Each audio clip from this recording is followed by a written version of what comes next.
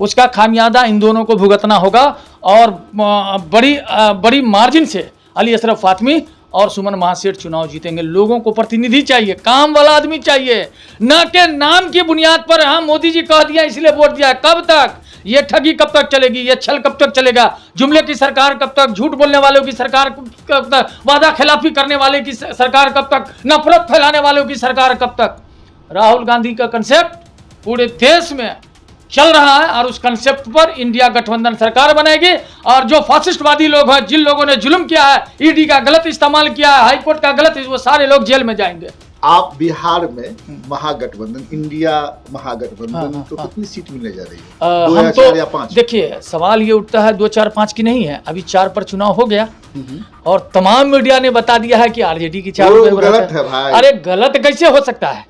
जनता ने भी कहा और मीडिया ने भी कहा और तमाम एजेंसी, मुंह लटक गया है भाजपाइयों का, मुंह लटका हुआ, परेशान है ये लोग। वहां से इंडिया गठबंधन के जीतते हैं तो झंझारपुर में भी विकास का बदलाव दिखने लगेगा। और मधुबनी में एक नई बात हम कहने जा रहे हैं, क्योंकि अली अशरफ फातमी साहब से हमारी जो बातचीत हुई है उसमें ऐसा लगता है कि इंडिया गठबंधन की यदि सरकार बनेगी तो यहाँ यूनिवर्सिटी भी होगी और यूनिवर्सिटी होगी और हम मांग करेंगे कि आरके कॉलेज को यूनिवर्सिटी बनाया जाए। कि आरएसएस और बीजेपी में रहने वाले नेता को झंझारपुर का से उम्मीदवार बनाया गया है ना? अरे भाई आप उसी पार्टी में है ना? देखिए एक बात समझ लीजिए, हमने आपको कुछ दिन पहले भी यह बात बताया था। हमारी बात साफ है कि इंसान कभी जरूरी नहीं है कि कोई चोर है तो अब वो अच्छा काम नहीं कर सकता। 40 में हम लोग 40 सीट जीतने जा रहे हैं और भाजपा को जो पसीना छूट रहा है, एक चीज सुन लीजिए सर, एक चीज सुन लीजिए कि भाजपा को जो पसीना छूट रहा है उसी का परिणाम है आज टोंट क्लब मैदान। आपने देखे कि मिथिला की धरती है, यहाँ सीता की जन्मस्थली है, जिसका राम जैसे लोग ने अपमान किया। हमारी सीता के अधिकार की बात इनको करना चाहिए। मिथिला में अगर खास करके भाजपा के वर्कर हैं जिनको हम कहेंगे कि जय श्री राम का नारा लगाता है, इनमें ताकत है, तो सीताराम की नारा क्यों नहीं लगा रहा है? कहे भाजपा के बड़े नेताओं को कि सीताराम की नारा लगाए। लोकसभा चुनाव की सरगर्मी तेज है। 7 मई और 20 मई को चुनाव होना है। 7 मई को झंझारपुर लोकसभा और 20 मई की अगर बात करें तो मधुबनी लोकसभा का चुनाव होना है। ऐसे में हमारे स्टूडियो में 2 मेहमान हैं, कांग्रेस से और आरजेडी से। हम इनसे ही पूछेंगे इनके बारे में और ये खुद अपना परिचय कराएंगे। दर्शकों को बता दें कि मधुबनी लोकसभा क्षेत्र की बात की जाए तो यहाँ डॉक्टर अली अशरफ फातमी साहब हैं और झंझारपुर की अगर बात करें तो सुमन कुमार महासेठ जी हैं। लोगों का कहना है कि डॉक्टर अली अशरफ फातमी दरभंगा से मधुबनी लड़ने आए हैं, तो झंझारपुर लोकसभा क्षेत्र के लोगों का कहना है कि सुमन कुमार महासेठ जो कल तक आरएसएस और बीजेपी में रहकर वो नेता बनते रहे हैं, एमएलसी बनते रहे हैं और आज उन्हें अचानक कैसे महागठबंधन याद आ गई।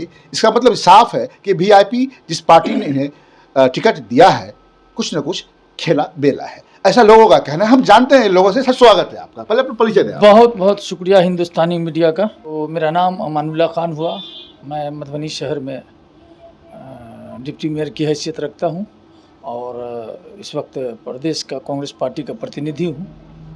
उस हैसियत से आपके स्टूडियो में आया हूँ। अगर बुरा न माने तो हम एक ही चीज़ कहेंगे कि इस वक्त सोशल मीडिया ही समाज का आईना बना हुआ है। आज की खबर थोड़ी सी प्रकाश में आई है, मुझे भी बुलाया गया था टाउन क्लब मधुबनी में। उस मैदान में न्यूज़ 18 के तरफ से एक बहुत बड़ा, आप नहीं पहुंचे थे वहाँ? मैं लास्ट में पहुंचा हूं। तब तक तो बीजेपी के जो चंद लफंगे टाइप आदमी सब थे, उन लोगों ने मूवमेंट को, आरजेडी वालों को, कांग्रेस वालों को माने हक कहने से रोकने का काम, या खदेड़ दिया।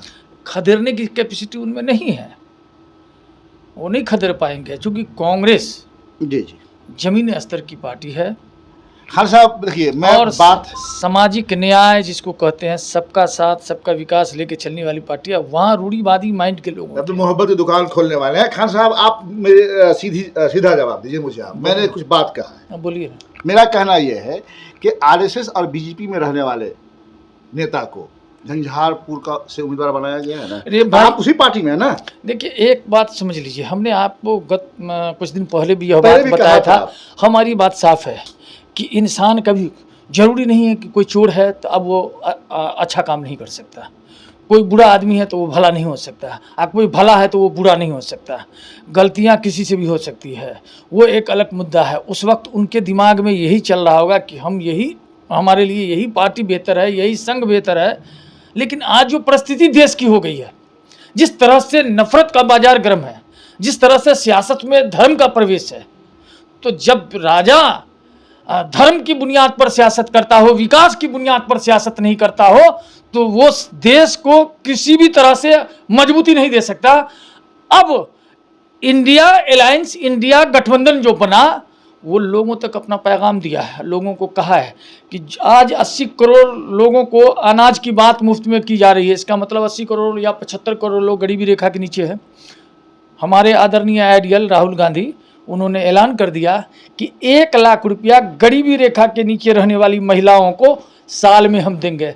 बेरोजगारी दूर करने का इतना बड़ा कंसेप्ट इंडिया गठबंधन का आया है, और ये केवल कांग्रेस का नहीं है, उस पर सपा की भी मुहर है, आरजेडी की भी मुहर है, वो जेएमएम की भी मुहर है, और नौकरी भी देंगे, सेना में वो भी देंगे, पेंशन भी देंगे। अरे जवाब नहीं है इंडिया गठबंधन के इस प्लान का। और आप अभी सुन लीजिए, इस वक्त देख लीजिए कि अभी मधुबनी से अली अशरफ फातमी और झंझारपुर से सुमन महासेठ जी, ये दोनों तपे हुए कार्यकर्ता से निकले हुए लोग हैं, और आपको यकीन दिलाते हैं एक बात का कि अगर ये दोनों नेता यहाँ से इंडिया गठबंधन के जीतते हैं तो झंझारपुर में भी विकास का बदलाव दिखने लगेगा। और मधुबनी में एक नई बात हम कहने जा रहे हैं, क्योंकि अली अशरफ फातमी साहब से हमारी जो बातचीत हुई है, उसमें ऐसा लगता है कि इंडिया गठबंधन की यदि सरकार बनेगी तो यहाँ यूनिवर्सिटी भी होगी, और यूनिवर्सिटी होगी, और हम मांग करेंगे कि आरके कॉलेज को यूनिवर्सिटी बनाया जाए।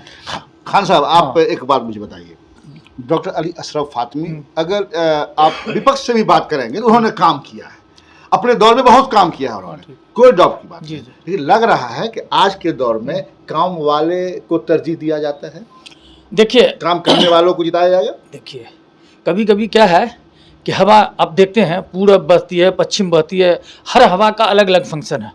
इस वक्त इंडिया गठबंधन के हवा का फंक्शन चल रहा है, और इस हवा में अली अशरफ फातमी जैसे लोग, सुमन महासेठ जैसे लोग कामयाब होंगे। और हम एक बात कहना चाहेंगे, खास तौर से माइनॉरिटी के लोगों को, कैंडिडेचर मत देखो, राहुल गांधी को देखो, अखिलेश को देखो, तेजस्वी यादव को देखो, ऐसे तमाम नेता को जो इंडिया गठबंधन में जुड़े हुए हैं, आखिरी सवाल करें, उनको देखो। आखिरी सवाल, ठीक है, आप बिहार में महागठबंधन, इंडिया महागठबंधन को कितनी सीट मिलने जा रही है? 2 या 4 या 5? देखिए सवाल ये उठता है 2, 4, 5 की नहीं है, अभी 4 पर चुनाव हो गया, और तमाम मीडिया ने बता दिया है कि आरजेडी की 4 गलत है भाई। अरे गलत कैसे हो सकता है?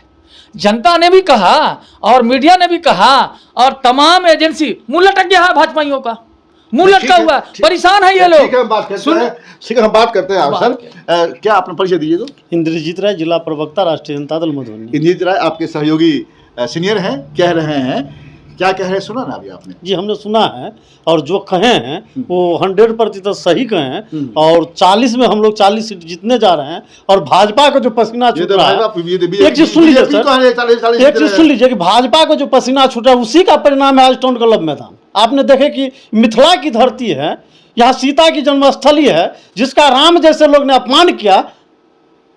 हम इस सीता के अधिकार की बात इनको करना चाहिए। मिथिला में अगर खास करके भाजपा के वर्कर हैं जिनको हम कहेंगे कि जय श्री राम का नारा लगाता है, इनमें ताकत है, तो सीताराम की नारा क्यों नहीं लगा रहा है? कहे भाजपा के बड़े नेताओं को कि सीताराम की नारा लगाए। मिथिला की धरती पर ये जय श्री राम क्यों, सीताराम क्यों नहीं? सीता मिथिला की बेटी है। सीट कहाँ जीत लीजिएगा? देखिए सवाल है कि भाजपा पूरी तरह आउट है। राष्ट्रीय स्तर पर भाजपा का कहीं आपको एजेंडा नहीं चला है। राम मंदिर का एजेंडा इनका फेल हो चुका है। आपको रामनवमी में इनका जो उत्पाद धार्मिक उन्माद का था वो गेम इनका खत्म हो चुका है, और ये पूरी तरह बैकफुट पर है। अच्छा, सुमन महासेठ के बारे में क्या कहना चाहेंगे? देखिए खास करके एक चीज हम सुमन जी पर आपको कहना चाहेंगे कि आप जानते होंगे कि जिस टाइम में हुकुमदेव नारायण यादव पहली बार सांसद हुए तो किस दल में थे? समाजवादी विचारधारा के लोग थे, समाजवादी विचारधारा के लोग थे, और समाजवादी विचारधारा से सीधा छलांग मार करके वो आरएसएस के शिविर में चले गए। वैसे सुमन महासेठ से मैंने तो खास करके सुमन जी का जो अतीत रहा है राष्ट्रीय स्वयं सेवक संघ का रहा है, लेकिन वर्तमान में वो समाजवादी धारा में है, और हम लोग उनका स्वागत कर रहे हैं। दर्शकों, मैंने सुमन महासेठ जी से एक सवाल किया था। मैंने उनसे पूछा था क्या politics is the name of option, उन्होंने कहा था कि जहां सम्मान नहीं मिले तो छोड़ देना चाहिए। यही कहना चाह रहे हैं आप? वही कहना हम भी चाह रहे हैं। उनको वहाँ सम्मान नहीं मिला, हमारे साथ है, उनको सामाजिक न्याय की धारा पसंद आई तो हमारे साथ। दोनों सीट जीत रहे हैं आप? हम दोनों सीट जीत रहे हैं, बड़ी अंतर से चुनाव जीत रहे हैं। कल भाजपा वाले आएंगे हमारे यहाँ, बीजेपी वाले, वो भी कहेंगे हम दोनों सीट जीत रहे अब हैं। 4 जून को देख लीजिएगा कि दोनों सीट पर हम बड़ी तादाद में जीतने जा रहे हैं। अच्छा, आप क्या कहना चाहेंगे आप? हमारा साफ कहना है, देखिए दोनों का चेहरा, अशोक यादव जी का चेहरा और मंडल जी का चेहरा पब्लिक के निगाह में बेनकाब है। आप छोड़ दीजिए देश दुनिया और बिहार की बात, मधुबनी में इन दोनों ने जो जनता का शोषण किया है उसका खामियाजा इन दोनों को भुगतना होगा। और बड़ी मार्जिन से अली अशरफ फातमी और सुमन महासेठ चुनाव जीतेंगे। लोगों को प्रतिनिधि चाहिए, काम वाला आदमी चाहिए, न के नाम की बुनियाद पर हाँ मोदी जी कह दिया इसलिए वोट दिया। कब तक ये ठगी, कब तक चलेगी, ये छल कब तक चलेगा, जुमले की सरकार कब तक, झूठ बोलने वालों की सरकार कब तक, वादा खिलाफी करने वाले की सरकार कब तक, नफरत फैलाने वालों की सरकार कब तक। राहुल गांधी का कंसेप्ट पूरे देश में चल रहा है और उस कंसेप्ट पर इंडिया गठबंधन सरकार बनेगी। और जो फासिस्टवादी लोग हैं, जिन लोगों ने जुल्म किया है, ईडी का गलत इस्तेमाल किया है, हाईकोर्ट का गलत, वो सारे लोग जेल में जाएंगे। याद रखिए इस बात को। और कुछ कहेंगे आप? क्या कहेंगे हम, बस जो कहना था कह दिए। मतलब ये है कि आप इंडिया गठबंधन और महागठबंधन ही जीत रही है? जीत रही है। शक करना छोड़ दीजिए, दोरंगी छोड़ दे, एक रंग हो जा, नहीं तो मोम नहीं तो संग हो जा। दर्शकों, मिलते हैं कल हम किसी और वीडियो के साथ। हमारी कोशिश होगी कि भाजपा जो बीजेपी के जो यहाँ जनप्रतिनिधि हैं, जो उनके नेता हैं, उनको भी लाए ताकि उनकी भी बातों को हम सुनाएं आप तक कि आखिरकार कौन होगा मधुबनी और झंझारपुर लोकसभा का नेता।